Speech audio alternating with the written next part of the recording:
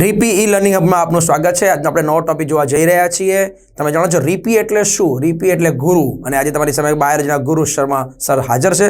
Sharma sir છે, ક્યાં શર્માના? ચાલો જોઈએ આજના નવા ટોપિક તરફ। ઓકે, તમારું ધ્યાન અહીંયા જ રાખજો। અહીંયા જો બાળકો આપણે વાત કરી રહ્યા છીએ કે આ ચેતાતંતુ કેવો છે, તો પહેલી આકૃતિ બતાવું છું આગળ તમને। એક શું બતાવે છે તો કે વિશ્રામી અવસ્થા। આ વિશ્રામી અવસ્થામાં શું દેખાય છે તો કે બહાર તરફ ધન વીજભાર, અને એનો મતલબ એવો થયો કે ત્યાં ઘડી વધારે Na+ વધુ છે અને K પ્રમાણમાં ઓછા છે, એમ કહી શકાય આપણાથી। જ્યારે અહીંયા આગળ અંદર શું છે તો અંદર છે ઋણ વીજભાર। ત્યારે અંદર કોણ વધારે છે તો કે અંદર એક તો K વધારે છે અને ઋણ પ્રોટીન વધારે છે। તો અંદર K વધુ હોય,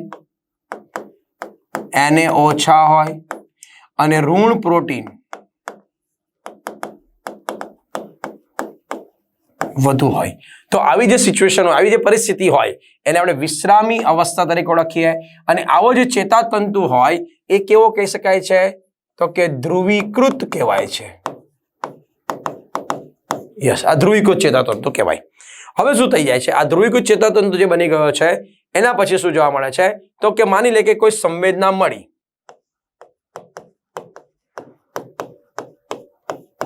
તો સૌથી પહેલા આવો સોડિયમ માર્ગ ખુલે।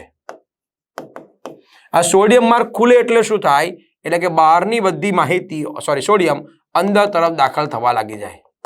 એટલે બહાર શું થવા લાગી જાય તો કે બહાર ઋણ વીજભાર બની જાય સાદી ભાષામાં, જ્યારે એની સરખામણીમાં અંદર તરફ ધન વીજભાર બની જાય। અંદર તરફ વધારે Na હોય, K હોય, બંનેનું પ્રમાણ વધુ હોય એનો મતલબ। તો આવી જે સિચ્યુએશન આવી ગઈ એને આપણે કહી શકીએ છીએ સક્રિય કલાવીસ સ્થિતિમાન।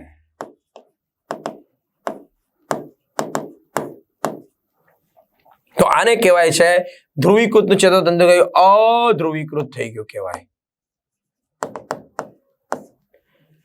એને આપણે સદી વિધ્રુવીકૃત પણ કહી શકીએ છીએ।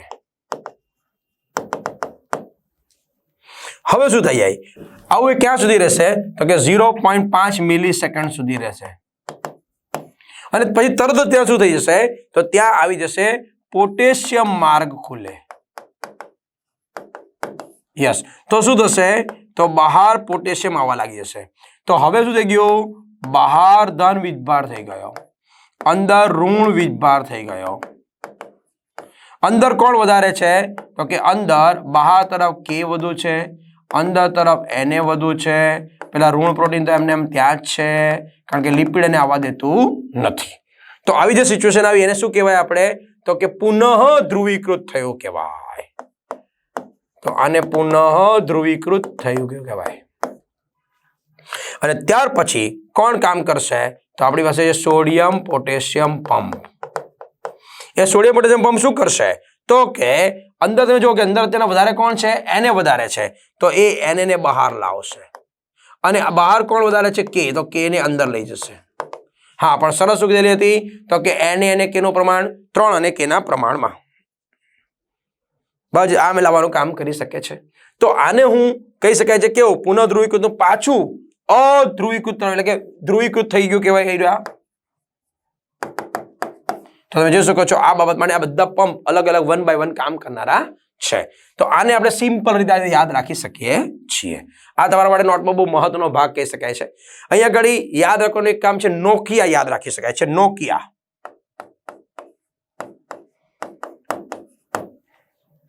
એટલે શું તો કે નોકિયા એટલે N એટલે સોડિયમ, O એટલે આઉટ, K એટલે પોટેશિયમ, E એટલે ઇન, I એટલે ઇન અને A એટલે એટીપી।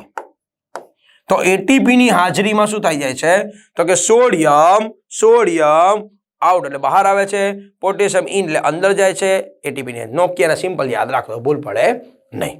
ઓકે, તો યાદ રાખી શકાય છે। જો બાળકો આપણે આ જ પરિસ્થિતિને આગળ તરફ વધારતા જઈએ તો શું થાય તો કે આપણા શરીરની અંદર જો ચોક્કસ પ્રકારના ઇલેક્ટ્રોડને ગોઠવવામાં આવે અને એને કારણે એનો જો આપણે ચાર્ટ બનાવીએ એટલે કે એક પ્રકારનો વીજકીય ફેરફારને સમજતા જઈએ તો એને કારણે એક આલેખ તૈયાર થાય છે જે મિલીવોલ્ટ ને આધારે માપી શકીએ છીએ.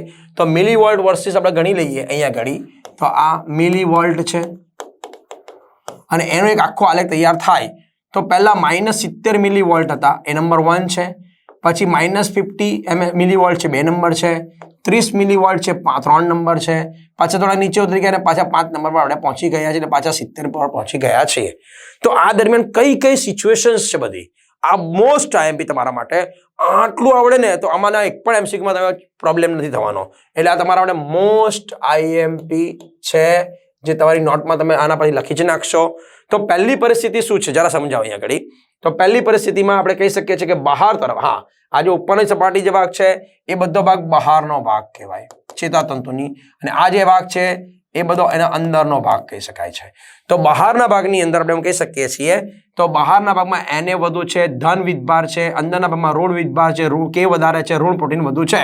તો એક નંબરની સિચ્યુએશન જે છે ત્યારે -70 મિલીવોલ્ટ હોય છે ત્યારે ચેતાતંતુ ધ્રુવીકૃત કહેવાય છે એટલે કે વિશ્રામી અવસ્થા કહેવાય છે. ત્યારે સોડિયમ પોટેશિયમ પંપ ખુલ્લા હોય છે, સોડિયમ પોટેશિયમ માર્ગો બધા બંધ હોય છે અને સામાન્ય નિષ્ક્રિય વહન ચાલ્યા કરતું હોય છે. તો આ પહેલી સિચ્યુએશન થઈ ગઈ. 2 નંબરમાં શું થઈ જાય છે, 2 નંબર આપણે થોડા ગયા એવા તો -70 થી -50 તરફ ગયા એટલે કે તમારો વોલ્ટેજ વધ્યો કહેવાય, માઇનસમાં છે ને, હા યસ વધ્યો કહેવાય. તો તે દરમિયાન શું થતું હોય છે તો કે બહાર હજુ ધન જ છે, અંદર ઋણ છે, પણ એને વધુથી અંદર તરફ જઈ રહ્યા છે એટલે કે એને હવે અંદર પ્રવેશી રહ્યા છે. અહીંયા ઘડી અંદર કે તો હજુ વધુ જ છે, ઋણ પ્રોટીન વધારે છે એટલે હજુ થોડું ઋણ વીજભારિત છે, પણ આ દરમિયાન વોલ્ટેજ છે -50. આ દરમિયાન પોટેશિયમ માર થોડા ખુલ્યા છે, થોડા એને અંદર જઈ રહ્યા છે, પણ હજુ સોડિયમ પોટેશિયમ માપ હવે બંધ થઈ ગયા છે. યસ, એ જ્યાં બંધ થાય પરિણામે K આયન માર્ગમાં પણ બંધ છે, નિષ્ક્રિય વહન શરૂ હોય છે. આ બીજા નંબર દરમિયાન હવે શું થઈ જાય છે, હજુ સોડિયમ વધારે અંદર જવા લાગી જાય છે, સોડિયમ હજુ અંદર આવી રહ્યા છે. તો ત્રીજા નંબરમાં બધા બહાર શું છે ઋણ, અંદર શું થઈ ગયું ધન, એને વધુ K પણ બંને વધુ એટલે અંદર ધન વીજભાર થઈ જાય. તો આવી સિચ્યુએશન વોલ્ટેજ 30 મિલીવોલ્ટ જેટલા થઈ જતા હોય છે એને વિધ્રુવીકૃત કહી શકાય છે. આમ સક્રિય કલાવી સ્થિતિમાન બની ગયું કહેવાય, ઉર્મિવેગનું નિર્માણ થઈ ગયું કહેવાય. તે દરમિયાન Na બંધ હોય છે, સોડિયમ માર્ગ બધા જ ખુલ્લા હોય એટલે મેક્સિમમ સોડિયમ માર્ગ જેટલા પણ એક સાથે ખુલી જાય તો સોડિયમ અંદર વધી જશે ચેતાતંતુની અંદરના ભાગમાં કોષ સ્તરમાં. પરિણામે ત્યાં ધન વીજભાર અંદર તરફ થઈ જાય છે, પણ પોટેશિયમ માર્ગ તો બંધ જ હોય છે, નિષ્ક્રિય વહન એમને એમ ચાલ્યા કરતું હોય છે. તો આવી સિચ્યુએશન કેટલા સમય સુધી રહી છે તો આપણે વાત કરીએ ને 0.5 મિલી સેકન્ડ સુધી રહી. અને જેવું થઈ જાય કે તરત જ આ જો 30 મિલીવોલ્ટ છે કે તરત શું થવા લાગી ગયું, એ સોડિયમ પોટેશિયમ બંધ છે, સોડિયમ માર્ગ બંધ છે, પણ પોટેશિયમ માર્ગ ખુલી ગયા. તો પોટેશિયમ બહાર નીકળવા લાગી ગયા. જેવા ફટાફટ પોટેશિયમ બહાર નીકળશે તો બહાર ધન વીજભાર થઈ ગયું, અંદર ઋણ વીજભાર થઈ ગયો એટલે સીધા વોલ્ટેજ ઘટીને -85 પર આવી જાય છે. તો આ છે -85 મિલીવોલ્ટ થઈ જાય છે. બોલો સમજ પડી રહી છે, મજા આવે છે ને? યસ. તો આ પ્રકારે ફેરફાર થઈ ગયો. એને પરિણામે શું થઈ ગયું કે એ પુનઃ ધ્રુવીકૃત થઈ ગયો કહેવાય, પુનઃ ધ્રુવીકૃત થઈ ગયો કહેવાય. આપણે આ પુનઃ ધ્રુવીકૃતની પ્રક્રિયા પર આપણે આવી ગયા કહેવાય. અને એને પરિણામે શું થઈ જશે કે થોડાક ટાઈમમાં પછી તરત જ આટલા નીચા વોલ્ટેજને કારણે જ આપણો સોડિયમ પોટેશિયમ પંપ ખુલે છે, બાકી નહીં ખુલે. યસ, એના માટે જવાબદાર આ છે. તો સોડિયમ પોટેશિયમ પંપ જો ખુલી ગયો પરિણામ સુધી જાય છે, પરિણામે સોડિયમ પોટેશિયમ પંપ ખુલતા આપણે જાણીએ છીએ 3 Na કરવાના બહાર, 2 K ને અંદર લેવાના છે. આ પ્રક્રિયા ચાલ્યા જ કરવાની છે. એને કારણે શું થઈ જશે, સરળતાથી પાછા બહાર Na વધી જશે, અંદર K વધી જશે, અંદર ઋણ પ્રોટીન હોવાને વધારે કારણે અંદર પાછું ઋણ વીજભાર, બહાર ધન વીજભાર થઈ જાય છે. પણ કેટલાક લેશે તો બેલેન્સિંગ કરશે, બેલેન્સ કરવાને કારણે પાછું -70 મિલીવોલ્ટ સુધી પહોંચી જશે એટલે આપણે ક્યાં આવી ગયા, વિશ્રામી અવસ્થામાં પાછા આવી જઈએ છીએ. તો આવી પરિસ્થિતિ જોવા મળતી હોય છે. તો આમ બેલેન્સ ચાલ્યા કરતું હોય છે, જેને પરિણામે આપણા શરીરમાં ઉર્મિવેગનું વહન થાય છે, ઉર્મિવેગ જળવાઈ રહે છે. એટલે તમે જોઈ શકો છો કે આપણા શરીરમાં સોડિયમ અને પોટેશિયમ કેટલા મહત્વના છે. What are important of the sodium and potassium. એ તમને ઊભા રાખે છે, તમને બેસાડે છે, તમને ચલાવે છે, તમને સમજાવે છે, તમને વિચારે છે. આ બધું આના દ્વારા થાય છે. યસ, આ બદલાઈ ગયું, બધો ફેરફાર થઈ ગયો. એટલે આને કહેવાય છે રાસાયણિક પ્રક્રિયાઓ બહુ મહત્વની મગજમાં ચાલતી હોય છે. પેલું કહેવાય ને કે જો બદલાઈ ગયું ને તો સમજ શક્તિમાં ફેરફાર થઈ જાય, એટલે ને રાસાયણિક લોચા છે, આ લોચા થઈ જાય આગળ. તો આ બંનેની પ્રક્રિયા આ રીતે યાદ રાખી શકાય છે. આમાં તમે કંઈ પણ સવાલ પૂછે કે ક્યારે કયો બંધ ખુલ્લો રહે, ક્યારે કયો બંધ થાય, ચેતાતંતુ કેવી રીતના હોય છે, ધન વીજભાર અંદર કેવો છે, ઋણ વીજભાર અંદર કેવો છે, કંઈ પણ પૂછાય સીધા જવાબ તમને મળશે. આ મોસ્ટ ટાઈમ બી તમારે તમારી નોટમાં લખી દેવા છે એવું કહી શકાય. તો આ રીતે આપણે ચેતાતંતુ ઉર્મિનું વહન થયેલું જોવા મળી શકે છે. આમ વિશ્રામી અને સક્રિય કલાવી સ્થિતિમાં તમે જોઈ શકો છો. આને બધી વાતો સમજવા પડી ગઈ છે. બીજી વાત છે ચેતાપાગમ પાસે થતી પ્રક્રિયાઓ જરા જોતા જઈએ. તો ચેતાપાગમ એક ચેતાકોષનો કાર્યકારી ગાઢ સંપર્ક બીજા ચેતાકોષના કોષ કે અથવા શિખાતંતુ વચ્ચેનો અવકાશ કહી શકાય છે. ઉર્મિનું વહન એક ચેતાકોષથી બીજા ચેતાકોષમાં જે જોડાણ સ્થાને થાય છે તેને ચેતોપાગમના વિસ્તારો તરીકે ઓળખી શકાય છે. આવા ચેતોપાગમનું નિર્માણ પૂર્વ ચેતોપાગમીય ચેતાકોષ અને પશ્ચ ચેતોપાગમીય કલા દ્વારા થાય છે. જો ચેતોપાગમીય ફાટ એને ઓળખી શકાય છે, આ અવકાશ દ્વારા છૂટા પડે છે કે ન પણ પડતા હોય છે. અને આવું વહન બે પ્રકારનું જોવા મળે. જરા જોઈએ, સીધી સિમ્પલ વાત છે. એક વિદ્યુતકીય ચેતોપાગમ છે, એક રાસાયણિક ચેતોપાગમ છે. સફળતા મુદ્દામાં સીધા યાદ રાખજો. તો પૂર્વ અને પશ્ચ ચેતોપાગમીય ચેતાકોષોના પટલો ખૂબ જ નજીક હોય છે. એટલે શું? તો કે આ ચેતોપાગમનો એક ભાગ હોય છે, આ બીજો ભાગ હોય છે. તો બંનેની વચ્ચે ખૂબ જ ઓછી જગ્યા હોય, એટલે બહુ નજીક હોય છે. જ્યારે આ પૂર્વ અને પશ્ચ જે ચેતાકોષોના પટલો છે તે ખૂબ દૂર હોય છે. આમ ચેતોપાગમીય ફાટ અહીંયા સ્પષ્ટ જોવા મળે છે. એટલે આ પૂર્વ હોય તો એનો નીચેનો ભાગ એના પછીથી દૂર હોય, તો આને આપણે ચેતોપાગમીય ફાટ કહી શકીએ છીએ. અહીંયા સુધી છે. તો આ જગ્યા પર ઉર્મિના વહન કરવા માટે કોઈ પણ ચેતાપ્રેક્ષક દ્રવ્યની જરૂર પડતી નથી. અહીંયા એસિટાઇલ કોલાઇન જેવા ચેતાપ્રેક્ષક દ્રવ્યની જરૂર પડતી હોય છે. આ ચેતોપાગમ ખાંચ જે અહીંયા હોય છે એ લગભગ 0.2 નેનોમીટરના કદનું અહીંયા વિસ્તાર હોય છે. It is 0.2 nanometre. ખૂબ નાનું હોય છે, ખૂબ જ ઓછી જગ્યા હોય છે. જ્યારે અહીંયા આગળ 20 નેનોમીટર કદ જેટલી રચના હોય છે. અત્યારે 200 એંગસ્ટ્રોમ આપણે કહી શકતા હોઈએ છીએ. આ જગ્યા પર જે વહન થતું હોય તે કેવું હોય છે? તો કે ઝડપી વહન કહી શકાય છે. અહીંયા પ્રમાણમાં ધીમું વહન થતું હોય છે. અહીંયા આગળ તેનું નિયંત્રણ શક્ય નથી, અહીંયા તેનું નિયંત્રણ શક્ય છે. એટલે વળી સરશું તો અહીંયા આગળ જે કંઈ પણ પ્રક્રિયા થતી હોય છે એ સીધી ઝડપથી થઈ જાય છે. તો કોઈ પણ પ્રકારનો કંટ્રોલ નથી કે ભાઈને અટકાવી શકાય. અહીંયા આગળ જો ચેતાપ્રેષક દ્રવ્ય ન આવે, વધી જાય, ગોઠવાઈ જાય, બદલાઈ જાય તો વહનની સ્થિતિ બદલાઈ શકે છે. એટલા માટે તે દ્વિદિશીય વહન શક્ય બનાવે છે, તે એક દિશીય વહન શક્ય બનાવે છે. એટલે શું? તો આના દ્વારા વહન આ દિશામાં પણ થાય, આ દિશામાં પણ ઇલેક્ટ્રોન આવજાવ કરી શકે છે. જ્યારે અહીંયા ઘડી વહન એક જ દિશામાં થાય, હંમેશા જે અક્ષ તંતુ હોય ત્યાંથી જે શિખા તંતુ હોય ત્યાં જોવા મળી શકે છે. યસ, આ દિશામાં જ થાય. It is compulsory for that. બરાબર છે. તો આ પ્રક્રિયા બહુ મહત્વની કહી શકાય છે. બંને ચેતોપાગમના સ્થાનમાં થતું વહન એને આકૃતિ સ્વરૂપમાં સમજી આવે આપણે. આ છે કેમિકલ સાયનેપ્સ, આ છે ઇલેક્ટ્રોન સાયનેપ્સ. તમે જોઈ શકો છો અહીંયા આપણી ચોપડીની આકૃતિ પણ આપણે સમજાવેલી છે. પહેલા જરા ચોપડીની આકૃતિ સમજાવી દઉં ઝડપથી તમને. તો આ શું છે? આપણા માટેનો ચેતાક્ષનો ભાગ છે. એ ચેતાક્ષનો છેડોનો આખો ફૂલેલો આખો ભાગ છે, આખો ભાગ એને ચેતોપાગમનો ચેતાક્ષનો છેડો કહી શકાય છે. એ ચેતાક્ષનો છેડો જે હોય છે ત્યાં આગળ શું છે? તો અહીંયા આગળ ચેતોપાગમ લખેલું છે. એમાં કોણ છે? પૂર્વ ચેતોપાગમીય, પશ્ચ ચેતોપાગમીય, આ જે બે ફાટ છે this one, અને વચ્ચે પણ જગ્યા છે ચેતોપાગમીય ફાટ. આ બધો ભાગ ભેગો મળે, ત્રણે ત્રણ ભેગા મળે ત્યારે ચેતોપાગમ બને. કોણ કોણ? પૂર્વ ચેતોપાગમીય, ચેતોપાગમીય ફાટ અને પશ્ચ ચેતોપાગમીય કલા. આ ત્રણે ત્રણ વસ્તુ ભેગી થાય તો આ બધો ભાગ ભેગો થાય તો ત્યારે શું કહી શકાય છે? એને આપણે નામ આપી શકીએ છીએ. મુખ્યત્વે શું કઈ રીતના કહી શકાય છે? ચેતોપાગમ તરીકે ઓળખી શકાય છે. ત્યાં શું હોય છે? તો આ જે આખો કોથળીનો ફુલ્લો ભાગ હોય છે તે નાની નાની એવી પુટ્ટિકાઓ હોય છે. એને ચેતોપાગમીય પુટ્ટિકા કહેવાય. આ પુટ્ટિકાને વેસિકલ્સ પણ કહી શકાય છે. અને આ વેસિકલ્સ જે હોય છે એમાં શું હોય છે? ચેતાપ્રેક્ષક દ્રવ્ય હોય છે.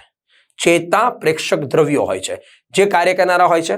અને સામેની તરફમાં શું છે? તો કે આ જે બીજો એને પશ્ચ કલાનો ભાગ છે ત્યાં શું દેખાઈ રહ્યા છે? તો આ બધા ભાગો રિસેપ્ટર તરીકે, ગ્રાહી એકમો, એ પ્રોટીનના બનેલા હોય છે, ગ્લાયકોપ્રોટીનના બનેલા હોય છે, એ રિસેપ્ટર્સ તરીકે કામ કરનારા હોય છે. તે આ વિસ્તારમાં ગોઠવાયેલા જોવા મળતા હોય છે. હવે શું થઈ જાય છે કે જ્યારે અહીંયા ઉર્મિનું વહન અહીંયા આવતું હોય છે તો એને પરિણામે શું થતું છે? ખરેખર ચોપડીમાં છે ને પ્રક્રિયા નથી લખાવી એ લોકોએ. તો અહીંયા હું પ્રક્રિયાની વાત તમને સમજાવું છું કે ખરેખર પ્રક્રિયા થાય છે શું, તો એને જરા આપણે સમજીએ આગળ.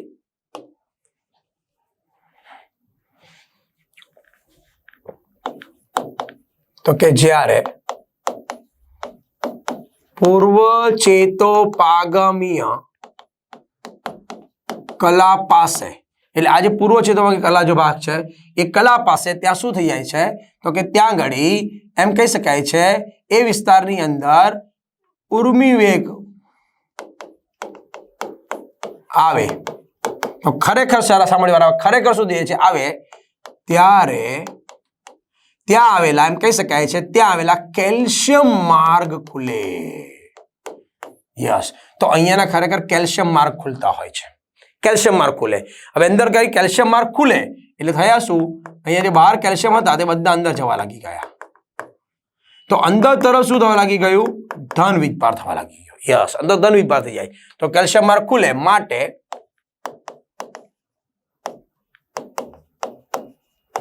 અંદરની સપાટી પર ધન વીજભાર થાય, ધન વીજભાર આવી જશે. અને જેવો ત્યાં ધન વીજભાર આવશે તો એને પરિણામે તે જગ્યા પરના આ વેસિકલ તૂટે અને પરિણામે એમાંથી ACH એટલે એસિટાઇલ કોલાઇન નામના ન્યુરોટ્રાન્સમીટર છૂટા પડે, મુક્ત થાય. અને એ આ જે ગોળ ગોળ દોરેલા છે ચેતાપ્રેષક દ્રવ્ય ન્યુરોટ્રાન્સમીટર્સ એ કોણ છે, ACH એટલે એસિટાઇલ કોલાઇન જે ઘટકો છે એ ત્યાં મુક્ત થાય. અને એ ક્યાં જાય છે તો આ બધા ભાગો ગોળ ગોળ દાણા દેખાઈ રહ્યા છે જેવું, એ ખરેખર કોણ છે, ચેતાપ્રેષક દ્રવ્ય, એ આ ગ્રાહી અણુને મળે. તો એ શું કરે છે તો આવા ACH એ પશ્ચચેતોપાગમીય કલા પર આવેલા ગ્રાહી એકમને મળે છે. યસ, એ ગ્રાહી એકમને મળવા લાગી ગયા. જેવા એ ગ્રાહી એકમને મળવા લાગી ગયા કે એને કારણે જે ઉત્તેજના છે, ઉર્મી વેગ છે, એ ઉર્મી વેગનું વહન આ પશ્ચચેતોપાગમીય કલા તરફ થાય છે. યસ, એટલે અહીંયા જે ધન વીજભાર વાળા ભાગો તો ત્યાં થશે. તો સર ત્યાં એવું શું થશે, વહન કેવું થશે તો ત્યાં જ્યારે વહન થાય ત્યારે ત્યાંનો સોડિયમ માર્ગ ખુલે. યસ, તો અહીંયાનો સોડિયમ માર્ગ ખુલી જાય એટલે અહીંયા આગળ સોડિયમ આવી ગયું એટલે અહીંયા આગળ ધન વીજભાર થવા લાગી ગયો. અને આપણે જાણીએ છીએ કે અંદર ધન વીજભાર થઈ ગયો એટલે ઉર્મી વેગ બની ગયો કહેવાય. પણ જો સાંભળો, બહુ મજાનો મુદ્દો સમજાવો તમને અહીંયા ઘડી કે આવું સર રે તો શું પ્રક્રિયા ચાલ્યા જ કરે? હા, ધારો કે તમારા કાનમાં પ્રક્રિયા થાય ને હું બોલી રહ્યો છું, સંભળાયા જ કરે, સંભળાયા જ કરે, સંભળાયા જ કરે, સંભળાયા જ કરે, પણ એવું થતું જ નથી. જેવું મારું બોલવાનું બંધ, સાંભળવાનું બંધ. કેમ એવું થાય છે? કારણ કે સર ઉત્તેજના બંધ થઈ જાય. તો બંધ કેવી રીતના થાય છે તો અહીંયા યાદ રહેજો બરાબર. જેવી આ પ્રક્રિયા થઈ, સોડિયમ માર્ગ ખુલી ગયો, એનું વહન થઈ ગયું, એને પરિણામે તરત જ સાંભળે બરાબર પશ્ચચેતોપાગમીય કલામાંથી એમ કહેવાય એસિટાઇલ કોલાઇન એસ્ટરેઝ ઉત્સેચક બને છે. હા, એસિટાઇલ કોલાઇન એસ્ટરેઝ ઉત્સેચક બને છે જે આ ACH નું વિઘટન કરે અને એને ફેરવે છે એસેટિક એસિડ અને બીજું ફેરવે છે કોલાઇનમાં. હા, એટલે શું થઈ ગયું, અહીંયા જે માહિતી આવનારી હતી એ બધી જતી રહી તો ઉર્મીનું વહન બંધ થઈ ગયું, ત્યાંથી આગળ નહીં જશે હવે. એટલે કે હવે આ પ્રક્રિયા આગળ થઈ ગઈ, આગળ પાછી રિટર્ન થઈ શકતી નથી, અટકી જાય છે જ્યારે કહેવાય. એટલે એનું પાછું વહન થઈ શકતું નથી, તો પ્રક્રિયાથી સ્ટોપ થઈ શકે છે. તો આ માટે પ્રક્રિયા છે આ ઘટકો ક્યાં જાય છે તો એનું શોષણ, આ ઘટકોનું શોષણ થઈ જાય છે અને ક્યાં પહોંચી જાય છે તો તે પાછા પૂર્વ ચેતોપાગમીય કલામાં જાય છે અને અંદર જાય અને પાછા એસિટાઇલ કોલાઇન બનાવી દે છે. તો અહીંયાથી એસિટાઇલ કોલાઇન આવ્યા, વિઘટન થયું, પાછા અંદર ગયા, પાછા વેસિકલ બનીને રહેવા દીધા. એટલે જ્યારે પાછી જરૂર પડશે ત્યારે કામ થયા કરશે. તો આમ પ્રક્રિયા છે. એટલે યાદ રાખજો, આપણા શરીરમાં સૌથી ફાસ્ટ, સૌથી ઝડપથી કામ કરનારો અંતઃસ્ત્રાવ એટલે એસિટાઇલ કોલાઇન. આપણા શરીરમાં સૌથી ફાસ્ટ કામ કરનારો ઉત્સેચક એટલે એસિટાઇલ કોલાઇન એસ્ટરેઝ. બસ આ બે વસ્તુ યાદ રાખજો. તો એ અહીંયા આગળ કામ કરી રહ્યા છે, સતત ને સતત પ્રક્રિયા દર્શાવી રહ્યા છે. હવે છે તો આ પ્રક્રિયાને ખાસ અહીંયા સમજતા જજો તમે લોકો. હા, અને તમે આકૃતિ મસ્ત સમજાવો. તમે જુઓ આ શું પ્રક્રિયા દર્શાવે છે. આ આકૃતિ બહુ મજાથી તમે જોઈ શકો છો. આ પછી એક ભાગ છે, અહીંયા આ જો સંવેદના આવી ગઈ, અહીંયા સંવેદના આવી ગઈ એટલે આ ભાગ પહોંચી ગયું, આ તૂટી ગયો એટલે અહીંયાથી છૂટા પડી ગયા. આ એના રિસેપ્ટરે ગ્રહણ કરી દીધા. જેવું ગ્રહણ કરે એટલે પ્રક્રિયા સુધી પહોંચી ગઈ. અંદર આના સોડિયમ માર્ગ ખુલી ગયા, જોઈ લો. તો સંવેદનના પછીના ભાગમાં અંદર પહોંચી જાય છે. તો આવું થાય છે આપણું ચેતાપ્રેક્ષક દ્રવ્યના ભાગમાં છે, કેમિકલી સાયનેપ્સની અંદર. ઓકે, હા. અને બીજી આકૃતિમાં સમજીએ આપણે. તમે જોઈ શકો છો અહીંયા આગળ કે આ એક ગોળાકાર ભાગ વેસિકલ્સ છે, એના જેવી સંવેદના અહીંયા પહોંચી જશે તો આ પ્રોટીન અહીંયા આગળ ગ્લુટામેટ લખ્યું છે, એ પ્રકારનું એ પણ એક ચેતાપ્રેક્ષક દ્રવ્ય છે. તો જેવો છૂટો પડશે એટલે ગ્રાહી ભાગને મળી જશે. પરિણામે શું છે, એના સોડિયમ માર્ગ ખુલી ગયા એટલે પરિણામે અંદર વહન થક્ય બની શકે છે. કારણ વચ્ચે જગ્યા વધારે છે તો આ પ્રકારના આપણે જે ઇલેક્ટ્રોન પ્રકારના છે, એટલે કે વિદ્યુતકીય જે ચેતાપ્રેક્ષક વિસ્તારો છે આપણા, એમાં શું થતું હોય છે તો તમે જોઈ શકો છો આ પ્રકારના જોડાણો સરળતાથી થઈ જઈ શકે છે. અને એ આગળ એક પ્રકારના ગેપ જંક્શન હોય છે. યસ, અવકાશીય જોડાણ જેને કહી શકાય છે, અવકાશી જોડાણ હોય છે એટલે સરળતાથી ફટાફટ ઇલેક્ટ્રોનનું વહન ત્યાં આગળ દિશામાં કરી શકતા છે, બંને બાજુ પર થઈ શકે છે. ઓકે, તો આમ પ્રક્રિયાની માહિતી અહીંયા જેવા માહિતી આવશે અને એની પરિણામે પ્રક્રિયા થઈ જતી હોય છે. તો આ એક બહુ મહત્વનો બાબત અહીંયા આગળ આપણને જોવા મળી શકતી હોય છે. ઓકે, બીજી વાત યાર સમજાવું તમને અહીંયા આગળ થોડી બીજી નોંધ લઈ લઈએ આપણે કે જ્યારે આ ચેતોપાગમ ફાટ પાસે કોઈ અવરોધક ચેતાપ્રેક્ષક દ્રવ્ય આવે તો ક્લોરીન માર્ગ ખુલે છે. માટે વધુ ઋણ વીજભાર થતા પ્રક્રિયા અટકે છે. એ વળી શું છે સર? તો અહીંયા આપણે જોયું કે પ્રક્રિયા તમને સમજાવી કે મોટે ભાગે જ્યારે પણ ઉર્મિનું વહન થતું હોય છે તો આજે સંવેદન અંદર સુધી પહોંચતા હોય છે, એને પરિણામે ત્યાં આગળ સોડિયમ માર્ગ ખુલે એટલે અંદર તરફ ધન વીજભાર વધતા જાય, સ્વાભાવિક છે. તો એટલે ઉત્તેજના પોઝિટિવમાં કામ કરતી એટલે આગળ તરફ વહન ચાલ્યા કરે.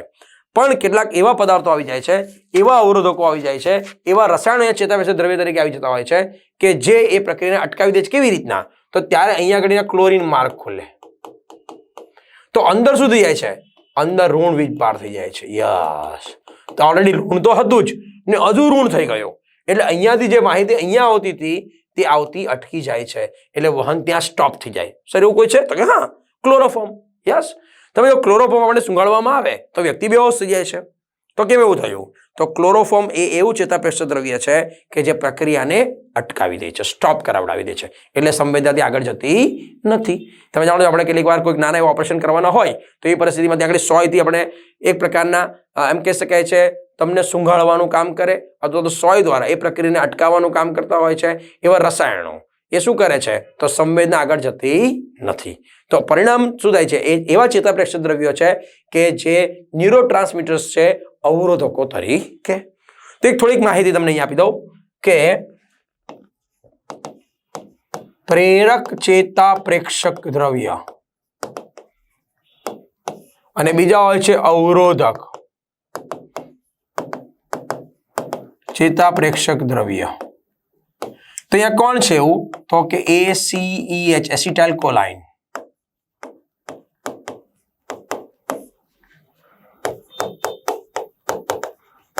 બીજું જોવા મળી શકે છે તો કે એડ્રીનાલિન.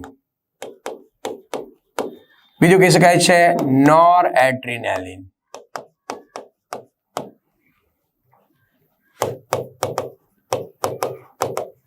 ગ્લુટામેટ. આ પ્રકારની બધા કેસો હોઈ શકે છે. અવરોધક તરીકે કોણ છે તો ભાઈ ક્લોરોફોર્મ. ક્લોરોફોર્મ. બીજું આવશે ગ્લાયસિન, જે એક પ્રકારનો સરળ એમિનો એસિડ છે. તમે જાણો છો સરળમાં સરળ સૌથી સરળ એમિનો એસિડ છે ગ્લાયસિન. એ પણ આ પ્રકારનું કામ કરનારો કહી શકાય છે. બીજા ડોપામાઇન.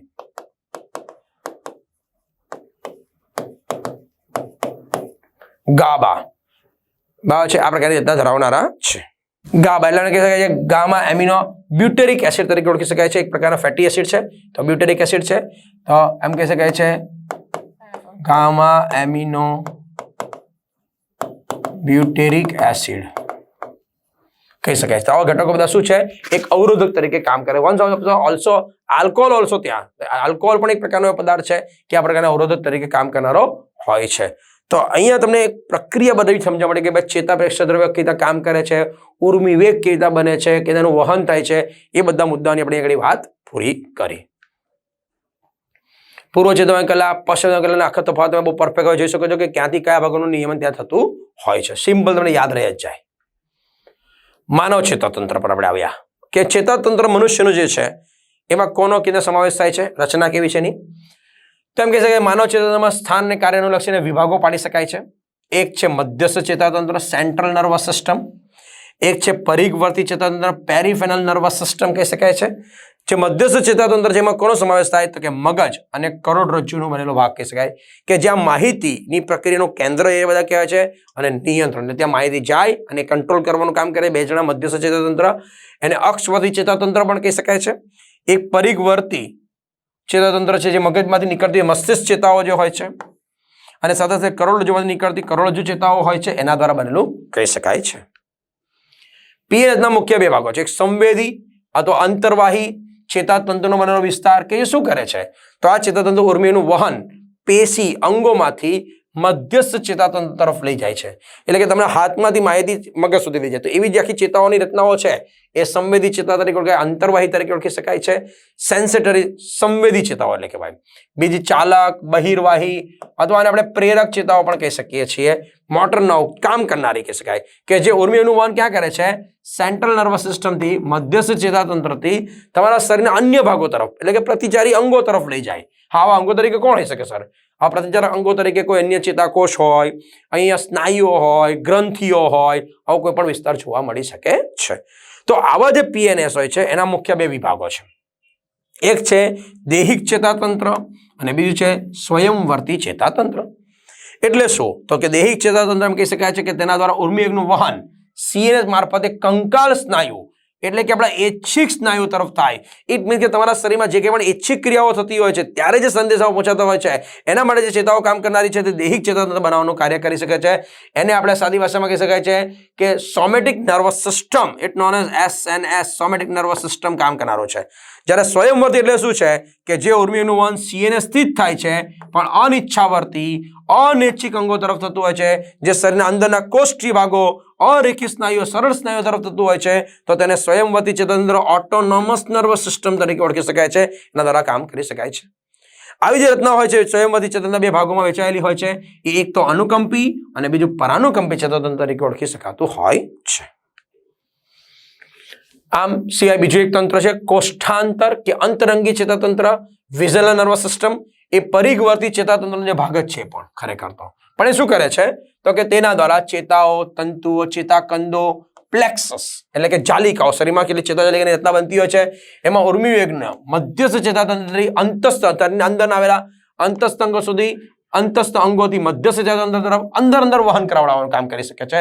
જેમ કે આખા સંકુલથી બનેલી રચના કહી શકાય છે. એરિયા આ મુખ્ય બાબતો છે. આમાં બે મુખ્ય ચેતાઓ છે, એક સંવેદી અને ચાલક. શું કામ કરનારી છે? અંતર્વાહી કહેવાય, બહિર્વાહી કહેવાય. કેમ તો કે તે બહારથી માહિતી સીએનએસ તરફ લઈ જાય છે, એ સીએનએસ થી બહાર તરફ સંવેદી અંગો તરફ પ્રેરક અંગો તરફ લઈ જાય છે.